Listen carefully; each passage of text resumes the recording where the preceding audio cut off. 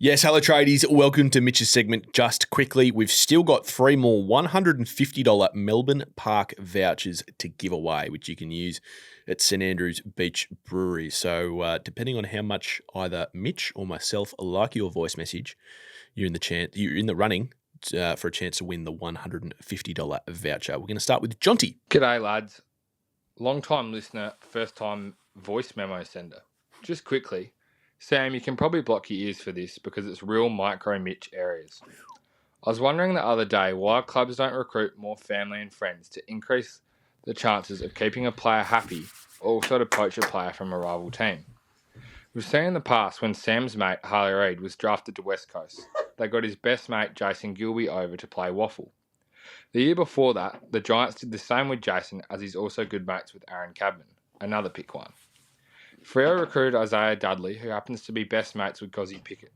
They also recruited Quinton Narkle, who is Cozzy Pickett's brother-in-law. Oh, yeah.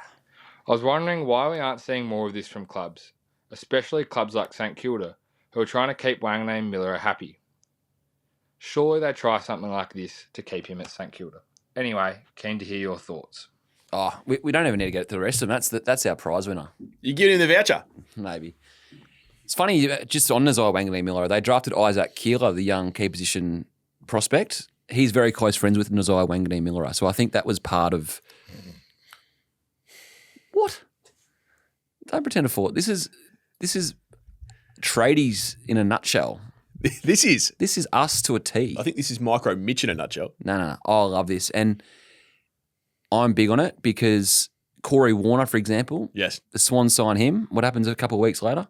Chad signs. They're very close, the Warner boys. Isaac Keeler, we spoke about it in the main show. Jack Watkins, a kid out of the Sandful, close friends with Zach Butters. Do you go and do that? Needs to be more of this. I think players need to grow up a bit, don't they? You're there to play footy. No, you're there for a short time, not a long time. Helps with your friends there. Yeah. Brisbane did it pretty well with McCluggage and Berry. And they also did it very well with Neil and Lincoln McCarthy. Yeah, your man. Very well thought out voice message, Jonty. That was excellent. Thank you. Jacob. Hello, tradies. Just quickly, Sam really seems to embody the spirit of that mate who really loves the stars of the game. Yeah. And doesn't really care too much about the role players. You know, every time that Mitch's men's brought up, he sort of dozes off, and I don't think he'll be there for the mid-season draft recording this week. Definitely not. My question is, for Sam, is there a role player who you have a really strong opinion of? Like, is there a guy on a list who, you know, might be in and out of the side and maybe plays 8 to 10 games a year who you feel really, really strongly about? Or do you simply just not give a shit about role players? Thank you. Hope it makes sense. Definitely. And they've got to have been drafted in the top 10 and they've got to have been to a private school. See, I mean, this is just becoming outrageous and borderline slanderous. I'm going to get my legal team involved.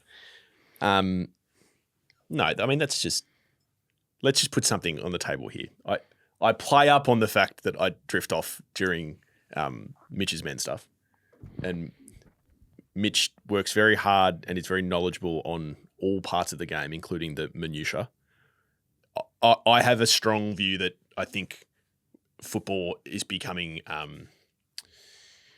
there's probably just too much of it, and I don't think we need a mid-season draft, and I don't think the AFL are obsessed with being talked about 365 days of the year.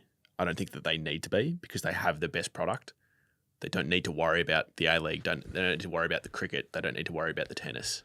But I think it flows on. So just for example, in the mid-season draft, it gives importance to the VFL. Like there'd be kids who may not have decided to play VFL this year if there wasn't a mid-season draft. They'd be off playing local leagues, earning 3 times as much. Let's be clear about this. I'm all for opportunities being given to lower league footballers to make it in the big time. The frustration from me comes from, in part, the media coverage that we build these guys up to be players that they're not. Yeah. And then they end up coming in, they play 5 games, and we never hear from them again. Yeah. I love the fact that Sam Durham came through there. I love the fact that John Newcomb came through there. So let's just be... I thought that everyone understood that I was having a bit of a gag about it. I love those stories, but we overdo it in the media the same way we overdo the draft. And that's why I'm very strong on, and, you know, your soon-to-be brother-in-law, Jack Watts, has a very intimate knowledge of how difficult it is to be a number one pick. Yep. Right? That's why we talk about like Jagger Smith, and I'm very protective of him because we don't know how good a player he's going to be at AFL level because he's never been it. So I always temper expectations based on what I've seen some of these guys go through. So and as far as, you know, of course I love more than just the stars of the game. I do love the bigger picture things in footy, and I'm very, as people probably know, very interested in coaches and boards and the mechanics around how clubs work. Absolutely, we're taking the piss. Have you got an answer for the question? Yeah, I'm just thinking a role player. I mean, I think I've said on this pod before, it's remarkable to me that some people are just waking up to the fact that Jack Silvani's a good player. It's ridiculous. Even Carlton is. Yeah, I don't know how it's taken them. He wasn't in their best 22 the year before he did his ACL. It's just remarkable to me that you're in charge of at maximum 45 guys and you can't see the talent of one of them. Have you got an obscure left field name like a Ryan Lester at Brisbane, or a Bodie Yewland at Gold Coast? Oh yes, it's starting to sound like Mitch's men. Is there one guy that you watch the footy and I really appreciate what he does for his footy club, and he's undervalued by the footy community? Oh. Well, this guy's no longer underrated because he's always talked about as being underrated. So, like the Neville Jetters, he's so underrated he becomes overrated. Yeah, there's probably two, but I don't think either of them are. I think they're both really good players, so you probably laugh at me. But as far as role players that don't get talked about enough, Nick Floston's one. Yep. Never been All-Australian. Yep. Remarkable to me. And the other one's Christian Salem at Melbourne. Even when they were flying, everyone was always talking about Gawn, Oliver, Petrarca. Salem, unbelievable kick, great decision maker, and every time he's injured, they miss him. Yep. So they're the two that jump off the page. Yep. Thank you, Jacob. Hello, Michael. Yes. Hey, lads. First time, long time and all that jazz. Just quickly, it's been a hot minute since we've heard an update on Mitch's golf game. I'd love to know how the great man is going, whether he's hitting fairways or greens and reg. Sammy, you may need to translate greens and reg for Mitch. Anyway, I digress. My topic is around draft night and how to make the night a bit more entertaining. Oh, yes. Purchasing has been raised in the last 12 months or so, but how about we take it one step further, turn draft night into a auction-style night. So you protect the bottom four clubs so they still follow traditional pathways so they get the best available talent. Picks from 5 onwards, clubs then bid money on that particular player. And if it comes to bidding on academy players, they then need to match the bid offered by a particular club. You could even make it a bit more difficult or make the clubs pay a bit more for a player, so it might have a 5 to 10% tax on that bid that they need to match. Might make it a bit more interesting, ask clubs to manage their salary cap a bit better and make the club a bit more accountable for their salary cap management. You put the caveat that you only have one bid on one player per round of the draft, and just make the night a bit more interesting and engaging for the viewers at home, and see how clubs respond with that. Love your thoughts. Cheers. I love our listeners. Wow. Clever. So under Michael's proposal, would the auction style just be what you're willing to pay of your TPP? So like, for instance, if it was Jagger Smith and Carlton bid, well, instead of the 200 grand that he's going to get as a first-year player, or 150 or whatever it is, we'll pay him 500. And then Colin would turn around and say, we'll pay him 550. Like, is it that? Is that what he means? Maybe, or you just have the teams, so it's maybe it's a bit more protected. So it's like, as you said, the top 4 picks are protected, and then maybe teams 5 to 8 that finish like the next 5 to 8, maybe they're in the pool rather than, because Hawthorn's salary cap right now, they could probably entertain that. It would definitely make draft night more entertaining, because at the moment it's potentially the most boring night in footy, draft night, and it shouldn't be. That's hard to argue against. It's not so like overly entertaining. This upcoming draft, isn't there like 8 or 9 players in the first round that'll be attached to some sort of academy or father son? Yeah. So what, the first round is going to go for what, 27 or 30 picks? Yes. I mean, that's just embarrassing. That will be that boring. Like, I feel so... And let's be clear about this. Fox and AFL.com... does Seven do it? No. Okay. So Fox and AFL.com do a great job, right? And all the draft experts, and like they do a fantastic job. But you can only make something like that so entertaining.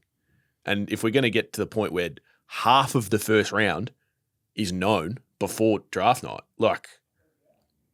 That's like writing a movie script and telling people the main 3 plot points of the movie before they start watching. It's like, why would they watch? That's difficult. Yep. Just on that, if there was an AFL auction on draft night, who would the auctioneer be? Great question. Could I have anyone?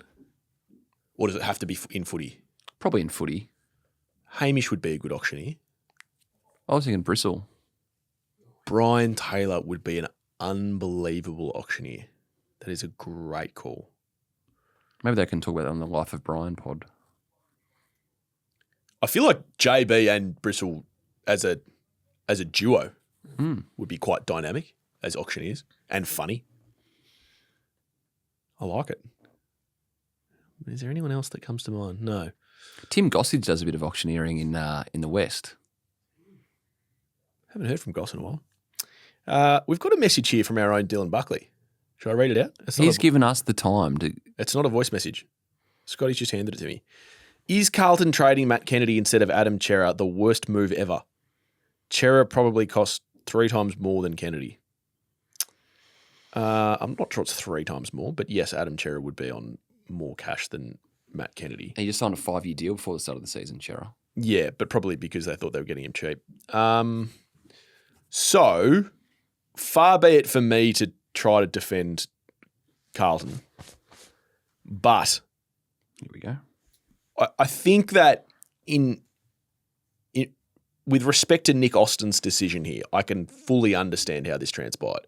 Matt Kennedy and George Hewitt were essentially playing the same role last year. And I've only just seen this question, so I need to go back and have a look at it. But I would put it to you that there was at least half a dozen times last season that one of those two blokes were the sub.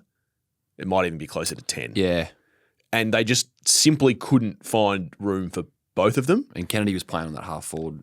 Yeah, and they probably see Chera as more of a two-way running link-up player, whereas Kennedy was seen more as either the inside ball that got it out or that seventh forward that pushed up to stoppage.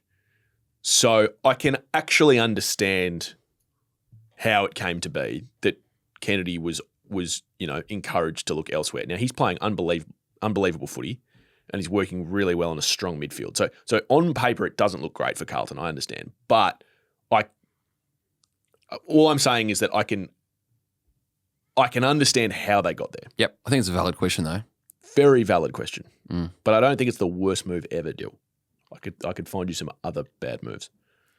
Yeah. Going after Dale Thomas at the same time that you were losing Eddie Betts in free agency didn't age particularly well. No.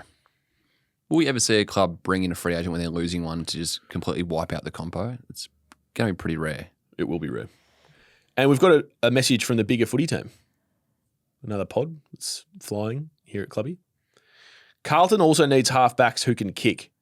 Who should they go after? Also, should Adelaide look at Stephen May? Why would May go to Adelaide? A bit of money to finish off his career. They've got some cap room. What, Melbourne can't pay him? No, Melbourne can pay him. Crows would have a bit more cap room. I'd have to look into that. Carlton needs I mean, your man Mark Keane might get bumped down the pecking order. He's my man. Carlton need halfbacks who can kick. I mean, they have Adam Sard, so yeah, he's not the player that he was 2 or 3 years ago, though. Why is that? Oh, well, he's probably asked. Is he being? I don't watch Carlton as closely as you. Is he being asked to play a different role? Playing in a poor system that doesn't allow him to shine and be the player that he can be, and that's disappointing. But that's on Carlton. That's not on Adam Sard. I was going through the list of halfbacks or rebound 50s just on AFL on the AFL app. One player who I absolutely love, I don't think gets enough credit, and could answer the question, Darcy Wilmot at Brisbane. He's a Victorian boy. Yeah, they wouldn't let him go, would they? No, but you could throw the kitchen sink at him. Now Carlton don't have the cat room, they don't have the pick, so I get all that. But if we were to draw a blank HBF Dream Team whiteboard, then I'd have him pretty high. I think he's a gun. So if he was on, if he was a name on Carlton's whiteboard, he'd have a green light next to it. Yes, green light. No, it's red light. Oh yes. I